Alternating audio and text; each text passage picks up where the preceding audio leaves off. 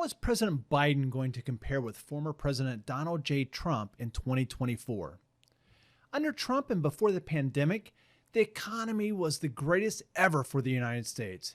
He created more jobs than any other president ever. He had unemployment rates for all categories and all demographics, better than any president. How do these claims compare to the actual data?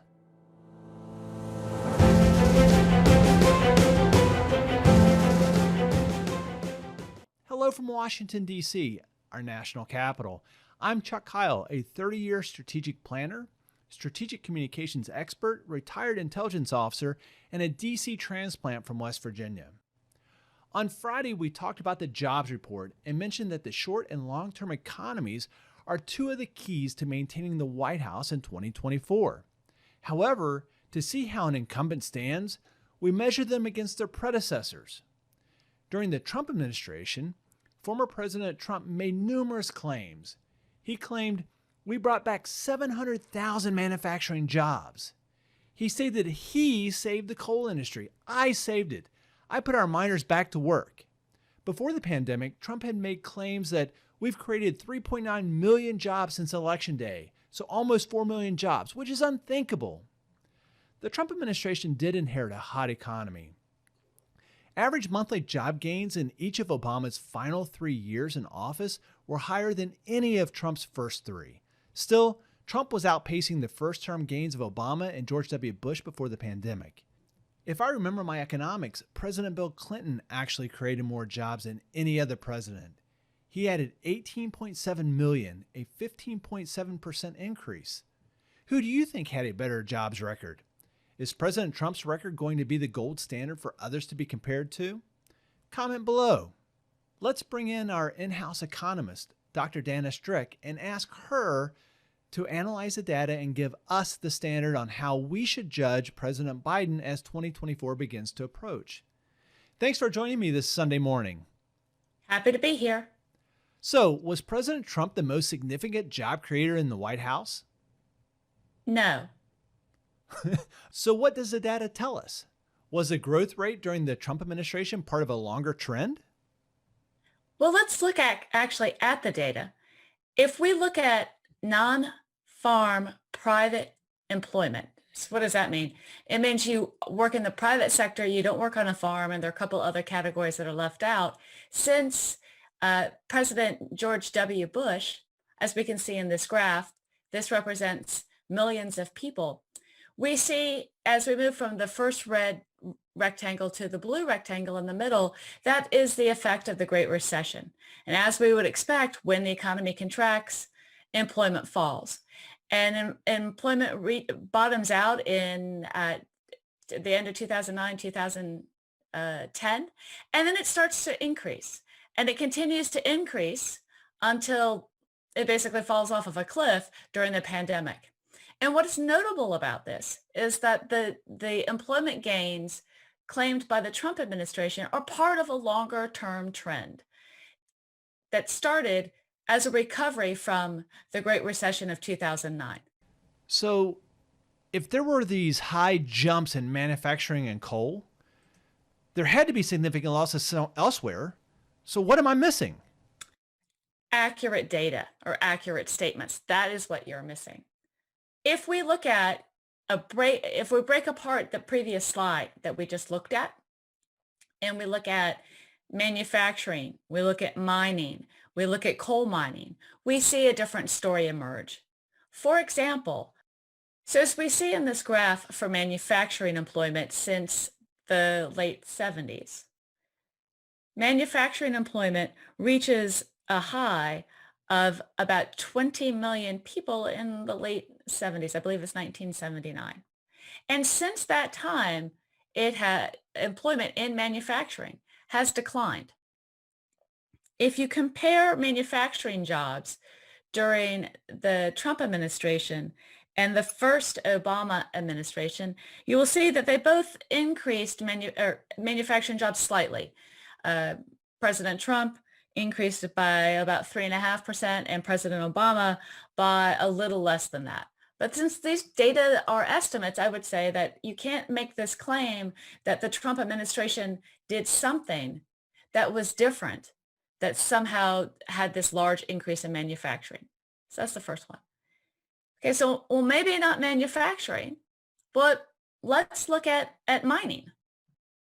And this is overall mining. This would be fracking, this would be coal, everything combined together. And I pulled about the same time series, looking at from 1970 to January 2021.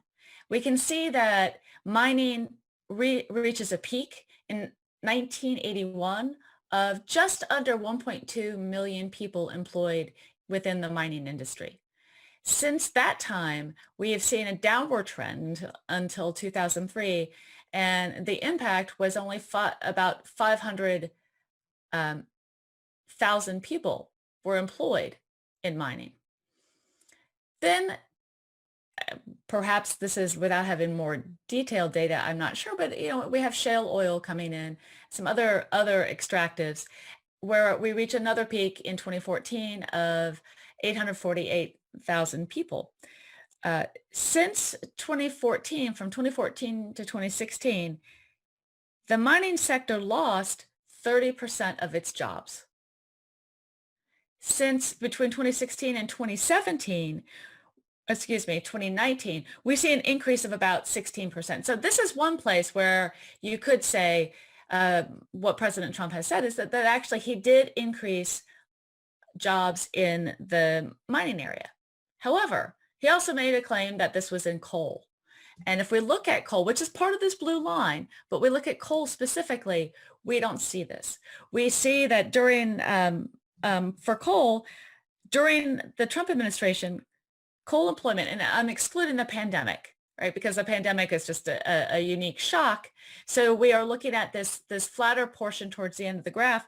We can see that coal mining jobs decreased under Trump by 14%. Granted, that's smaller than the decline in Obama's second term, which was 25% decline. But nonetheless, he did not increase employment in the mining sector. And so you have to be careful in all of these. I'm not saying that Trump's policies caused this to happen or not, that in a lot of labor market data, the movement is part of longer term trends. And I think that sort of holds here as well. Oh, wow. That's pretty awesome. Okay. So if we compare Biden against Trump in Obama's first term, what does the Biden jobs trajectory look like?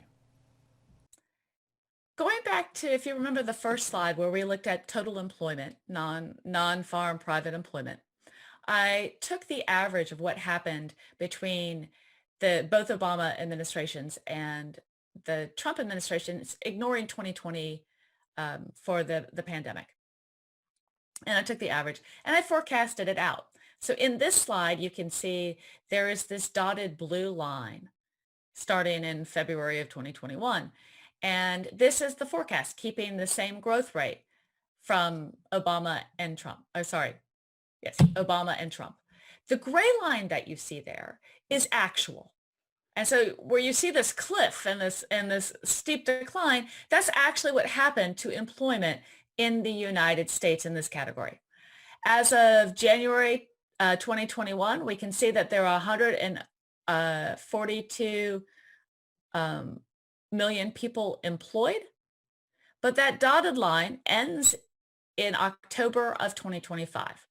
So what the Biden administration needs to do is to take that gray line and move it up to that blue dotted line. Here's the challenge. What is that?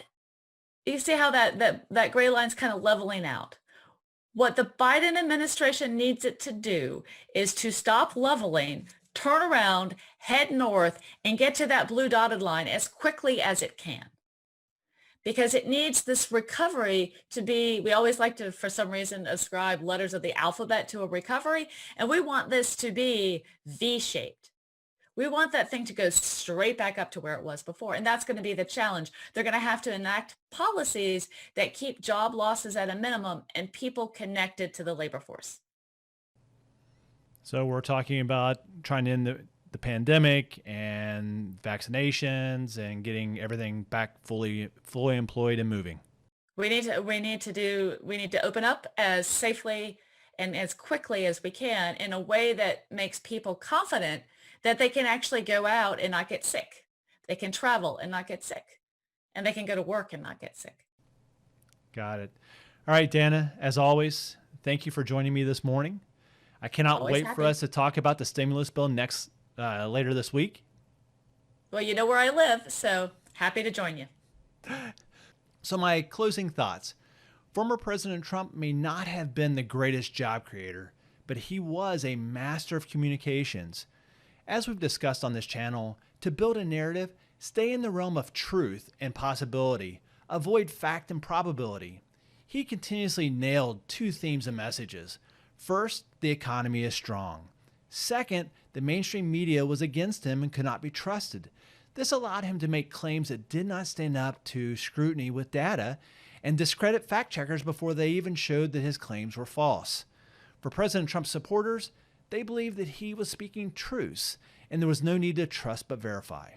If you like this video and content, please hit the like button and subscribe. When you subscribe, add into the comments, I subscribed. Well, until next time, remember, trust but verify.